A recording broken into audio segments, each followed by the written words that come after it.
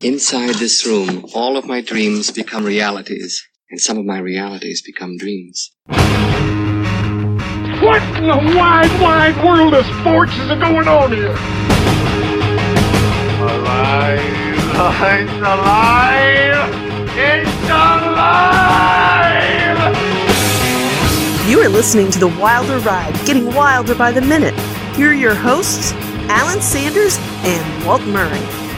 Welcome back, everyone, to The Wilder Ride, getting wilder by the minute, a podcast where we are currently breaking down and celebrating the Gene Wilder film Young Frankenstein, one angry HOA meeting at a time. I'm Alan Sanders. And I'm Walt Murray. And joining us once again is Jeff Leiboff, a co-host of Radio Labyrinth, yet another podcast out there for you to download and listen to. Welcome back, Jeff. Yeah, glad to be with you guys this week. It's been fun. We've enjoyed having you all week long. It reminds me of, back when I was in middle school, having, the extended sleepovers all weekend long. You bring the sleeping bag, all the movies, you're eating pizza and popcorn and just kicking back and having a great time. All right, try and light a little campfire in the basement with a Lysol can.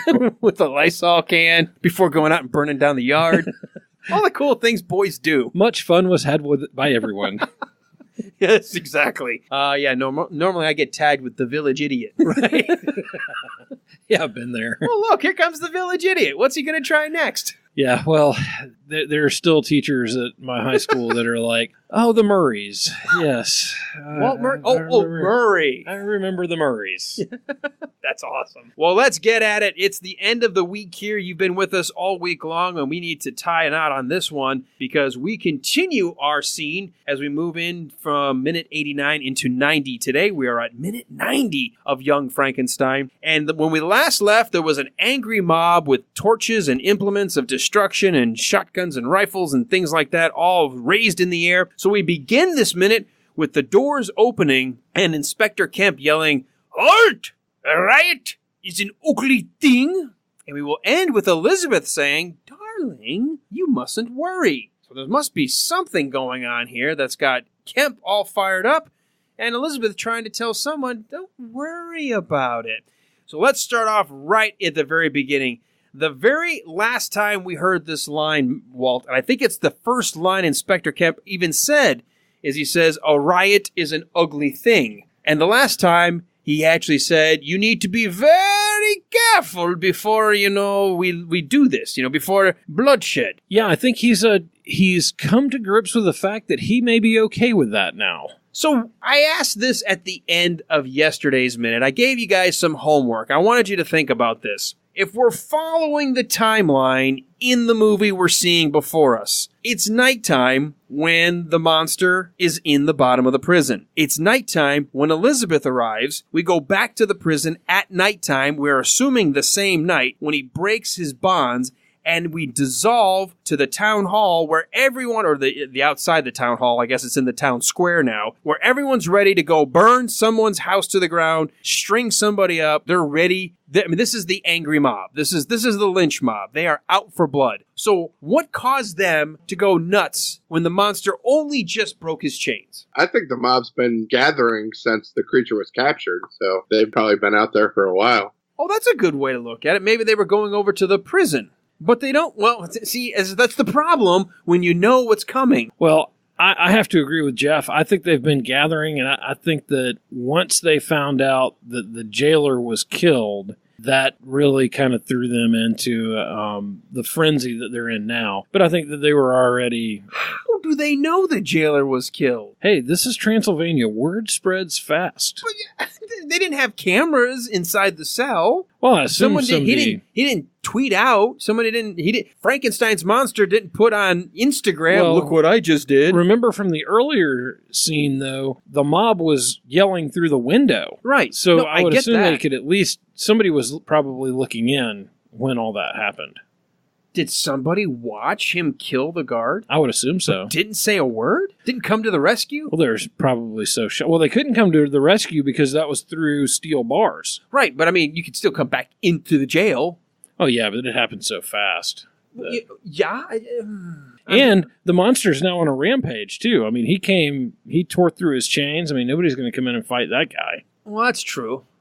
I'm struggling with this. Well, let me quote my dad. Oh, no. Come on, guys, it's just a movie. It's just, at some point, You're it is overthinking it. It is just a movie. But I still like to see how one thing motivates the next thing. I mean, you still got to have that. Yeah, no, I think that there is a continuity issue, if you will, here on the timeline. But I would say that mobs do tend to gather pretty quick. If, particularly if a law enforcement person gets killed and the mob's ready for some mob justice, they're going to gather pretty quick. And one thing about mobs is usually if you wait a few minutes and think through things, the frenzy that they're in doesn't make as much sense. So, this gathered pretty quick and everybody's ready to go. And now you've got Inspector Kemp, who everybody respects, stirring that mob up, and they're really ready to go hunt him down. I tried to find an answer here in the script, and I think what I discovered is part of the reason it feels like one scene may not necessarily help explain the next scene, or that the timeline feels weird, is they actually edited this in a different order than the script called for. What was supposed to happen is the monster is supposed to break his chains first. Then Elizabeth shows up and we have the scene greeting her at the door. Rather than going straight from the platform that he's being lowered on with Inga to, a quick, split wipe kind of effect and she's showing up in the car, we're supposed to go from put a tie on. I suggest you put a tie on from Frau Bluka. It's supposed to go, Trying to be serious here. That is Jeff's favorite gag, isn't it, Jeff? It is. The recurring gag. So it was supposed to go from her saying, I suggest you put a tie on. Who's saying that? Frau, stop it. I almost fell for it. I almost fell for it from you. What does that say about me? Who's the more foolish, the fool or the fool who follows him? Exactly.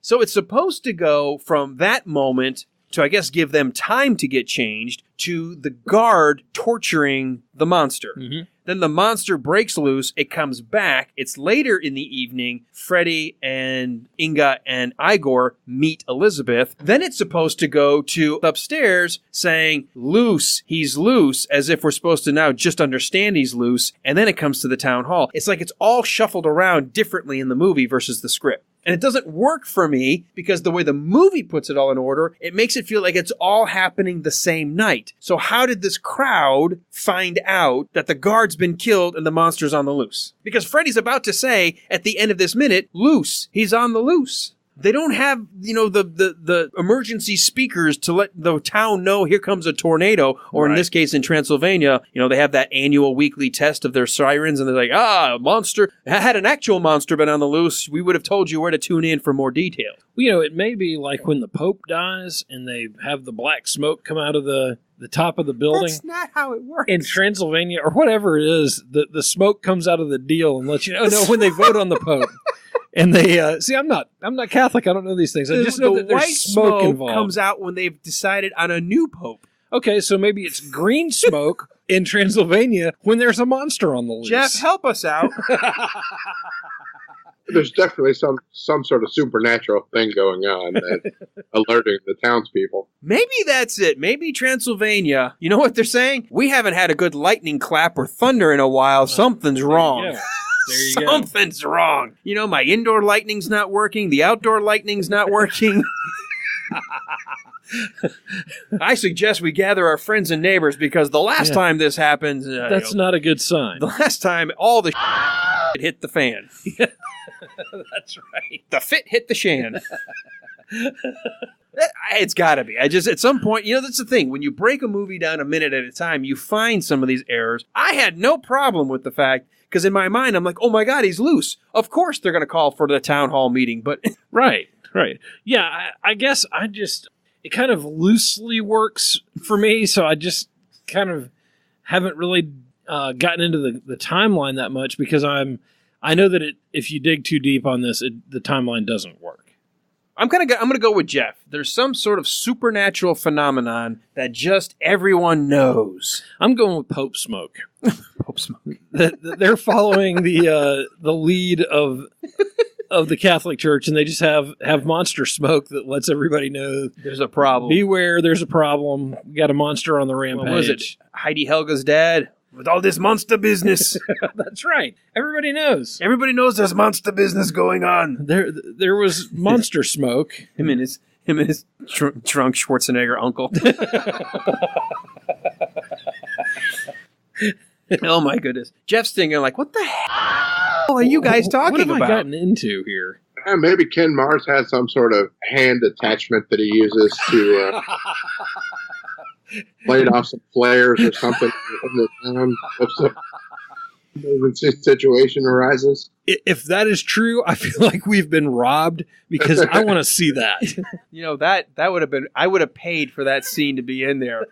Some kind of instead of, or like he's got a searchlight, but it's like the bat signal, but it comes out of his arm and it's like a profile of him smoking a cigar, and maybe it was Frankenstein's head, but it was flat, and since they didn't have the license for that, they had to cut it. Maybe that's what it's supposed to be, the monster signal. I'll go with that. Hey, by the way, speaking of... I'll go with that. Okay, yeah, sure. That's it. That makes sense. Yeah, I'm going with that. For some reason, that made sense to you. Well, both the idea that either flares shooting out of his arm or a bat signal, I'm okay with that. You're not cool with Pope smoke, but you're going to go with a flare shooting out of his hand. No, because you got it all backwards and wrong. So, I mean, that doesn't make any sense. The Pope smoke... Okay, I'm the one who got it wrong. The Pope smoke is when you've picked a new Pope, not when he dies. Remember, they have like a black smoke thing going while the creature's detained. Right, exactly. Yeah. See, Jeff gets it. When the creature escaped. Right. Okay, so there was a constant black stream coming out of the back of the prison, but when he escaped, somebody had presence of mind to put, I don't know, something else in the fire to cause it to turn into white smoke. Right. That's just so dumb. No, that's exactly what happened. No, I'm giving an ixnay to the upsmake. Oh, wait, I can't do it. I can never do the frickin' pig Latin on the fly. The ixnay to the oaksnay. We're gonna have to get a pig Latin expert in here. That's what it is, mokesnay. Screw it. I'm nixing the Pope smoke. You know what's great about recording so late is you just get punch drunk. This is not actual enhanced with anything. That is exactly right. Well, let's talk about things that also start to fall apart in terms of what we've been introduced to logically. Because the inspector shows up, and we already know he cannot willfully use his right arm unless he uses his left arm to manipulate his right arm, which is part of the joke. The whole time, it's hysterical to watch Kenneth Mars go through whatever routine he's worked out in his head of what to do with his arm. And this is fantastic when he comes out and he raises one arm in sort of a backwards Heil Hitler almost. Right. But then he's like, wait, I got help lift my arm up. He says to his little buddy there. Yeah, he's got an arm guy. He's got so that helps. It gets both of his arms raised as he starts to address the crowd. What I think is funny is, as soon as he gets his first line out, he is able to bring his now arm down. It makes no sense. I think everything is falling apart. I think that's how the townspeople know something's not right. Kemp's arm moved on its own. Oh, yeah, well, that would make sense. Jeff is just listening. He's thinking he's listening to the podcast Jeff's now. Like, what is going on here? I thought I was in it. I'm looking at the arm guy. I think if they ever do a remake, they got to get Andy Samberg to play this guy.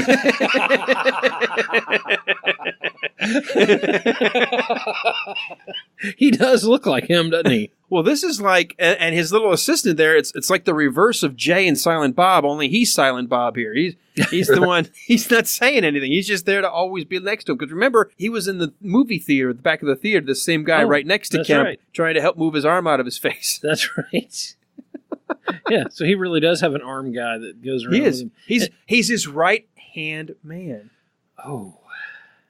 Well, he's on his right. Well, that's true. And he has to help move the right arm, and so is the right arm. Instead of the right-hand guy, instead of my right-hand guy, he's my right arm guy. So is that where that phrase comes from this movie, right-hand man? Don't do that.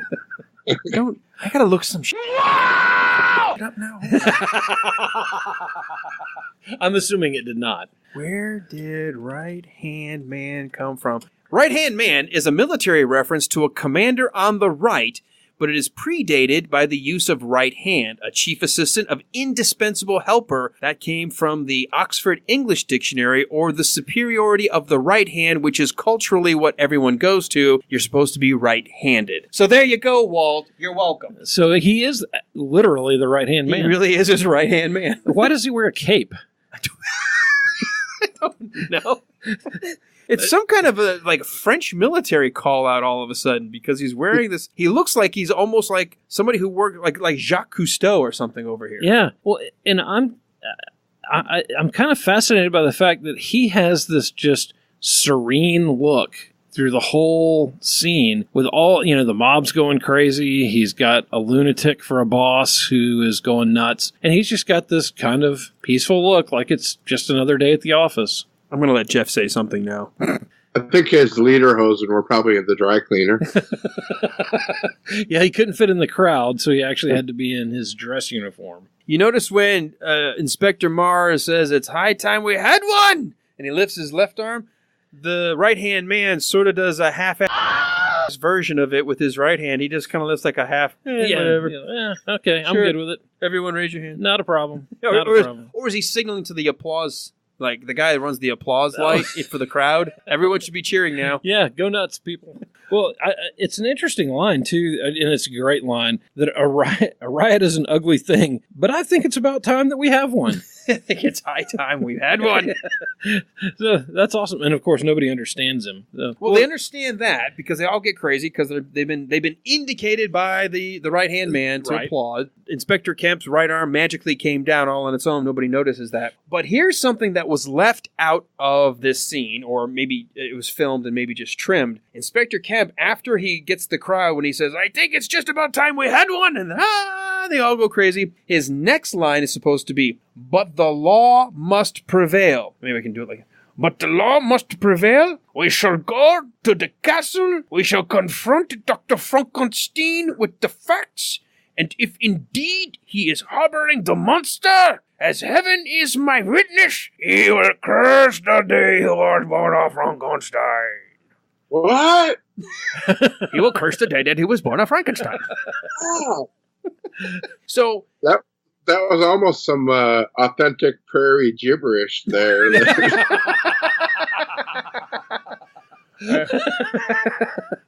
which is my favorite line from Blazing Saddles. "I was born here, and I was raised here, and dang it, I'm gonna die here." I'm just glad these children were around to hear this Authentic frontier gibberish. It's amazing. Jeff, so in the dropped lines, it becomes very well aware they're not heading to the prison. They don't think the monster's there. They think he has escaped and has gone back to the castle, because they are going to say that the line is, "We will confront the doctor with the facts, and if indeed he is harboring the monster, he will curse the day he was born a Frankenstein." So, Right, so they're not sure where the monster is. They just know that he's loose. right. And when I watch this scene as they play it, where they just cut straight to, he says, he will curse the day that he was a Frankenstein. Maybe this is the first time, but I thought he was talking about killing the monster, but he's actually talking about killing Dr. Frankenstein. Yeah, he's going to kill Freddy. That's pretty dark. Yeah. The monster's on the loose, and so what do? Let's go after the creator. We're going after the doctor. Isn't that typical of government? You don't Absolutely. actually fix anything. You go after something else. Right. Mob mentality. They're going to get everybody. Yeah. Nobody's safe. I guess I not. think Igor should start worrying. He looks like a Frankenstein's Igor would creation. be the one that did get away. It's pretty crazy here that we're going to confront him with the facts, and if he is indeed harboring the monster, he will curse the day that he was ever born a Frankenstein. I mean, and it's great the way it's a very ominous line. It's very, they're basically calling for bloodshed. I'm going to be judge, jury, and executioner. But he does it with such a garbled accent. Even the crowd has to stop their yelling and screaming and go, what? Which is funny. I really was thinking about this. That is a classic Mel Brooks thing, to have the whole crowd stop and yell, "What?" And, it doesn't totally fit with the flow of this movie, but it fits perfectly. Absolutely. Did you notice Inspector Kemp has a holster with no gun in it? No, I didn't catch that. It's the first time I see his holster in full view as he's raising his arms up. He's got no gun, but he's wearing his holster. And his holster, of course, is on the side of his fake arm. Right. The So even if he had one, he couldn't get to it. Maybe that's why. He still likes the holster, but why put a gun in it? He can't reach for it. Well, and he sure as wouldn't qualify on the gun range. Not right-handed. Nope. Maybe this right-hand man is supposed to fire his gun for him, who also looks like he's wearing some kind of a holster, and he seems rather amorous with his holster. I can't figure out what he's doing here in around second 30 to 31. Very odd. He's like, I'm gonna, what is it? Instead of toss the petulant dwarf, I'm gonna polish the shiny holster. Do you see what he's doing here? Yeah, it's like he's unconsciously doing it, but he's giving his holster a full up and down. He's waxing that holster. He really likes mobs. I don't know what's going on. Maybe here. He's turned on by Inspector Kemp. Very strange. I love when he talks guttural. I assume that isn't in the script. No, there's no stage direction. There's nothing about Inspector Kemp's right hand man starts playing with his holster with his right hand. Well, did you notice the guy in the mob who is carrying a gun? And when they do the close up on him, they do the close up. I believe that is a guy named Michael Jeffers, who was the president of the Screen Actors Guild. Are you sure? No. But I think it is. And he's credited as a person in the mob, and it looks kind of like him.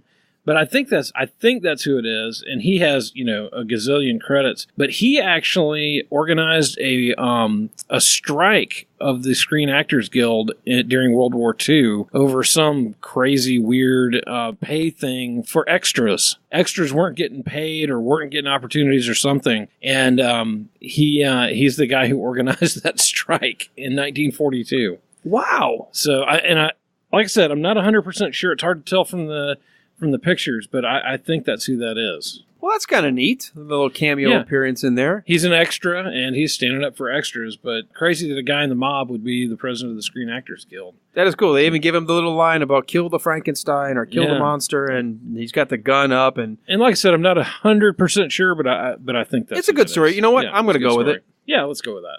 Yeah, kill the monster is what he's yelling right there in the foreground. A few seconds earlier, when we go to the close-up of, or actually it's right after the close-up of this guy from the Screen Actors Guild, and we see the close-up goes in right around second 21. Now there's a clock inside the room directly behind. Couldn't see what time it says. And now it looks like it's 10 o'clock. So was it 10:30 outside? That makes me think it had to be 9:30, but the small hand was on the 10. So what the hell? I'm at a loss on time here. Jeff, help us. There's several different time zones. Within the same building. So across the street it's 10:30, but inside it's 9:30.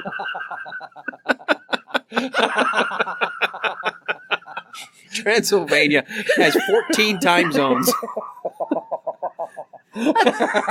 You know what, Jeff? That makes every single I'm going to say it. That makes every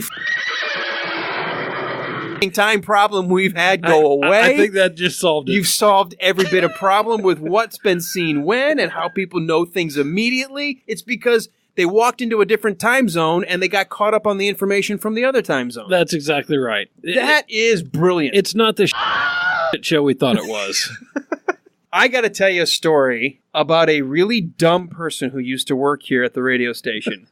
Wait, BK's not even here to defend himself. Not here to, no, this is an actual story. A young girl just had graduated college, had her degree in communications. It was her first radio job working at the radio station where I work. And I was seeing how far I could push the dumb button before she would call me on something. And I was talking about the time shift. We were going to jump, either spring forward or fall back whenever it was. And I was talking about how, some places don't follow that shift. Like Arizona doesn't recognize daylight savings. Some countries don't. Indiana doesn't. Right. maybe it's 2 cities in Arizona don't. This is really weird. There's a couple of pockets, and of course there's other countries that don't have, or they'll do it on a different day. So you'd always have to worry about, okay, am I calling somebody that's now 6 hours ahead or 5 hours ahead? Or are they 3 hours ahead or 2? And I said, what's crazy about that? Because, when you cross the international date line, you're technically already into tomorrow. And I don't understand why people don't just call ahead with the lottery numbers to this time zone, because we haven't gotten there yet and we could win the lottery. And she's like, oh my God, how did people not think of this? I did this, of course, for the amusement of the audience. We were live on the radio at the time. I was going to say, hopefully this was on the air. And I just looked at her and I'm like, yeah, it's crazy because it's the international date line. You can look, they're already tomorrow. Why aren't they telling us what the lottery numbers are today? And she couldn't figure it out. She had no idea. I got a buddy that lives in Australia, so I always make that joke with him, like, hey man, I know it's tomorrow there. Can you tell me what the lottery numbers were? I asked him who won the Super Bowl. Who won the Super Bowl? Any hot stock tips you want to give me? Who's performing well today in the market? Yeah. That's amazing though, because we know it's a joke. And the thing is, we could say it to each other and we're going to laugh because of how funny. She was dead serious. Like, oh my God, I can't believe they haven't figured this out yet. I'm like, I know. So I'm going to go with the idea. She wanted to work in radio. Yeah, well, she's not here anymore. Yeah, so well, there you go. She could here. She's run for office and is serving. No, exactly. She's now serving proudly as a government entity. She's in Congress. She's in Congress. Worrying about whether Guam might tip over if you park too many ships on one side of it. Yes. So I'm going to go with Jeff here. I think he has solved the time riddle, and I appreciate that, Jeff. And it's not just that there's multiple time zones. It's you can learn things that happened because the other time zone's ahead of you, and that's why you know to show up with picks and shovels and torches, because you knew ahead of time the monster broke out, even though it happened before you got there, or vice versa. That was perfect. That really does help. All right. So we have no idea what time it is, but we do know that Inspector Kemp, and by the way, it's chilly tonight. Yeah. It's chilly on this night. Whenever they're shooting it, he's got, you can tell he's got smoke coming out of his mouth, or the vapor coming out of his mouth. It's not smoke. It's not smoke. Legitimate exhalation vapor. I hate to see how they do it digitally now in TV shows and stuff. It just looks so fake. Yeah. But that's definitely real. You want to know a movie that John Carpenter did a fantastic job to capture that is The Thing. His 1982's The Thing. If they filmed in a giant cooler, they brought it down to about 60 degrees, which is about as cold as they could get it for the actors to stand it, because you didn't want to freeze your actors. Right. But they had to pump in so much humidity. They got the humidity up and the temperature down so where the dew point was right at about 60, which would cause vapor to form out of your breath. And that's why it looks like they're in the Arctic. And they would film for 4, 5, 6 hours in LA in this basically a giant meat locker. And then they'd go to a lunch break, and they'd go outside. It'd be like 90 degrees L.A., and they'd have to go back and work in that. And apparently people kept getting sick and coming down with things. But that's how they did the exhalation. He wanted it to look like they were in the Arctic, where even inside it's always cold. Right.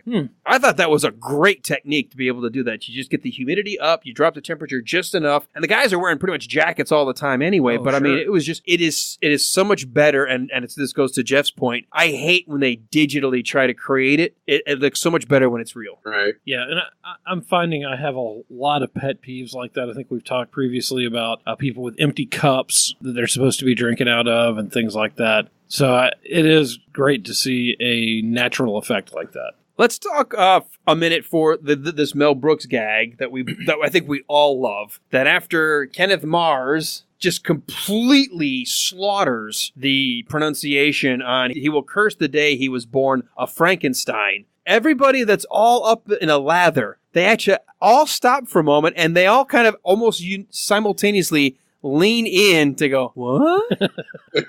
I love it. It's awesome. It takes you off guard. I know it's a gag. It's there for comedy, but it just works because the very first time, and I know some people, we had one of our guests, Rick from the Mad Max Minute, said because he's got German in his background, he had no problem understanding even the worst of Inspector Kemp. But for me, I had to go through and listen to it sometimes 2 or 3 times to hear what he was saying. Right, and when he says it the second time, it's not that much clearer than the first time. No, it's not. No, and this is sort of a mirroring to the first town hall meeting when it was actually inside, when they were just having the more calm gathering. And he went to if he's following in his grandfather's footsteps. And they're like, what? Footsteps, following in his grandfather's footsteps. He had to do the same thing there. So I love the mirroring of the fact that every now and then Kemp goes so beyond even his ability to speak, the people don't know what he's saying.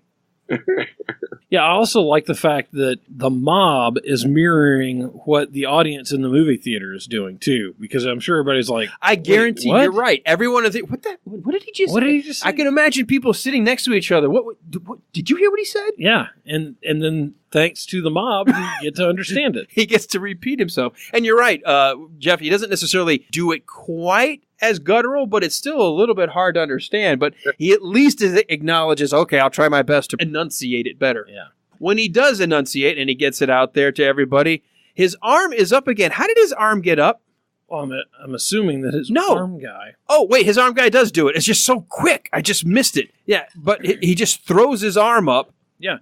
The arm guy is just like every dutiful assistant in this movie. He just does his job. You hardly even notice it because he does it so well. So his arm's up. He has to repeat himself, but he brings his arm down yet again on his own. Yeah, I have no explanation for that. Well, Frankenstein's creature's getting smarter. Maybe Inspector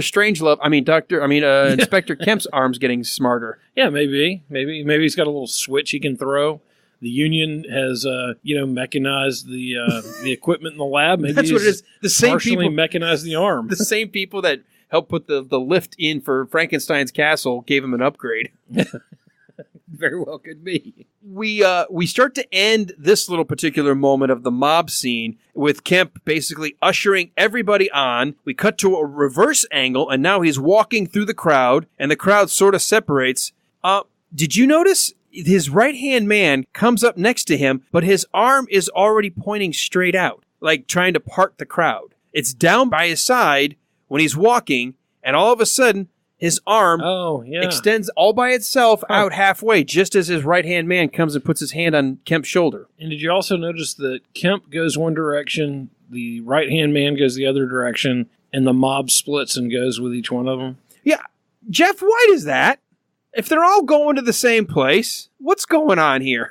There's two different ways. One's the short way and one's the long way. They just want to make sure they got all their bases covered. Yeah, I guess so. See, I'm thinking with Kemp going to the left, the right-hand man going to the right, you've got the one lone, dumbass who can't figure out, and he's sort of like left in the middle before he goes to the right. Mm-hmm. I'm thinking it's that game we all play, what really is the fastest direction? And so you say, okay, you're following your wife or your brother or somebody. You're like, okay, you go that way, I'll go this way. We'll see who gets there first. Yeah, it's almost like Team Kemp and Team Right-Hand Man. Hashtag, which team are you on? Are you Team Kemp or Team Right-Hand Man? I'm Team Kemp. Team Silent Bob. Team Andy Sandberg. It's just really well. I do like, this is one of those places where they use a wipe, but the wipe is great because the crowd is splitting in two, so we get a wipe that actually splits the screen in two, revealing Freddy now up in, I guess this is Elizabeth's room. This is obviously a new bedroom. We have not seen this room before. This is not Freddy's room. And Elizabeth is sitting there in her, looks like, I guess, nightwear. Yeah. Mm-hmm. She's got her fuzzy slippers on. She's filing her nails. Her hair is out of the turban. And Freddy, I guess, is it Freddy holding the mirror for her? Because she's got a mirror. She's looking at a mirror on her lap while he's basically ruminating. And in her lap with the mirror. Yeah. Yeah. So he's holding it, right? Right. So he's reduced to basically a lapdog. Yeah, and again, I'm going to make my case that she is, she really does not care about him. Not at all. And it's a stark contrast to the relationship with Inga, because Inga has been very concerned for him and really cares when he's upset and really cares for him a lot. And Elizabeth doesn't. I mean, she's into her own thing. She's filing her nails. She doesn't care what he's worried about. She has no empathy for him whatsoever. And she's just into her own thing. Yeah, and you can tell he is really upset. I mean, he starts off this scene as it's fading in, or not fading in, as it's wiping in. He's loose, do you know what that means? I mean, he's like, he knows. It's like he already, again, with the shifting of time zones, he's already figured out that there's a mob already on its way to go find this monster and kill it. Doesn't realize it's actually on the way to the castle to come confront him. He's just really worried about this poor creature out on the loose. Well, I don't know. Jeff, what do you think? I don't know that that's what he's most empathetic over. Maybe he's more worried about his reputation and things like that, like he has been in the past. I'm not sure what he's mostly worried about. Right, and she's not that into him because obviously he doesn't have an enormous Schwanstucker. Well, she wouldn't know, would she? Maybe she might. Maybe she looked at the size of his feet. That's why. Maybe. She's not going to give him anything. I mean, it sets up, once again, we're immediately reminded of this really dysfunctional relationship between the two of them. She's got her knee crossed, filing her nails. He's holding the mirror. He's leaning down like he's really upset and sad. And I cannot help but just her treating him like a lapdog. Like, one of the things that she needs to collect as part of whatever it is that she thinks she's supposed to be doing with her life. Right. Doesn't even treat him really at this point like even a person. He's just, you're there to just hold my mirror and don't worry about it. In fact, her last line as we end this minute is, darling, you mustn't worry so. Yeah. I mean, he's completely distraught and she doesn't care. And she doesn't. She has her suspicions about him and Inga as well. Do you think so? Oh, that was the whole, what do you do? What do you do? What do you do? I think she might have suspected something. Maybe, but she seems not to be too worried about it. I don't know. Maybe she feels like now that she's back in control here, she's got him at her feet. She's all dressed back. Igor's nowhere around putting her off her game. She's kind of back in charge, and it looks that way. It's very much she's dominating him in this scene, just the way the staging of the two individuals. Yeah, and what's important to him is definitely not important to her. Right, and she's on like a couch, so there's room for her, for Dr. Frankenstein to be sitting next to her. Say it! He's on the floor while she sits on the couch, so it's staged to look that way, definitely. I'm going to wrap this up with just something to think about, because what bothers me about him ruminating like this, and we will continue his sort of whining, he's on the loose. Is he whining? Is he worried? What is he feeling? This has already happened once before. The creature got loose. They know how to go get him. Why aren't they doing that?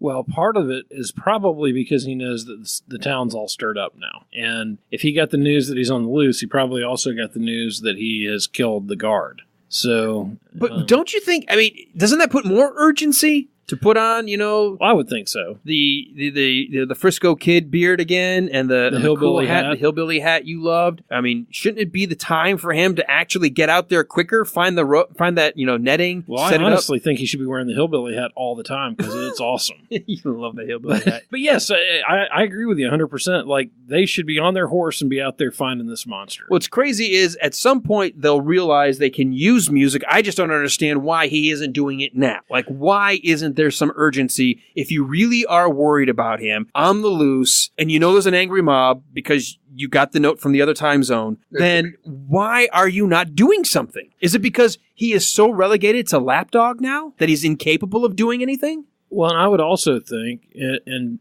Jeff, I wonder what you think about this too. Wouldn't you think by this point that he would understand that the monster's fate and his fate are very intertwined, and that if the townsfolk are coming after the monster, they're probably also coming after him? Yeah, if he's out looking for the monster, they'd find them both at the same time, rather than hopefully go after the monster first and give him some time to escape, maybe. Yeah, and maybe if he can take care of the monster and get him under reins, maybe the townfolk will kind of calm down and not exact any vengeance. It's going to take a lot to calm this mob down, Yeah. I can tell you that. They are worked up into a lather, and now that the only person who was ever able to calm the mob is 100% leading it. Yep. Yeah, I don't see that. I don't see that mob getting. They want blood. Remember what he said. Once you get it started, only bloodshed can bring it down. That's what he said the last time he addressed the crowd. Back in the two town elders were saying, we can go to the one voice who has more experience on this than any. Yeah, and that horse is out of the barn. Yeah, I think it's gotten the stakes have suddenly risen for both the creature and for Dr. Frankenstein at the end of this minute. And does he not realize that? That's why I don't get why he's doing this. Yeah. Unless we're supposed to convey, which I think does work if you view Elizabeth the way we do, she has him so wrapped around her finger, you could almost imagine him saying, I need to go out there. And she's like saying, darling, don't worry about it. Darling, just come here. Come here. I need you to hold my mirror. You Right. could almost in your head fill in the lines that she probably said to get him to give up on going to look for the thing that he wants to go look for. That she has that kind of power over him still at this moment. Well, if she's the financier, That's true. just hold the purse strings. Yeah, no more checks for you. Wow. Well, as we begin to wrap this up, this conversation here in the upstairs bedroom with where Elizabeth is actually being set up. We heard Frau Bluka say she would get the room ready, and this is Elizabeth's room. This will continue into Monday. So before we leave this minute number 90, Jeff, do you have anything left that we need to talk about that happened here today? I just want to point out how great Kenneth Mars is. You know, he did a lot of other work and did a lot of cartoon voices, and a lot of people might remember him as Stanton Boyd and Fletch. He was the guy that owned. Yeah. That was the scene of, what kind of name is Poon?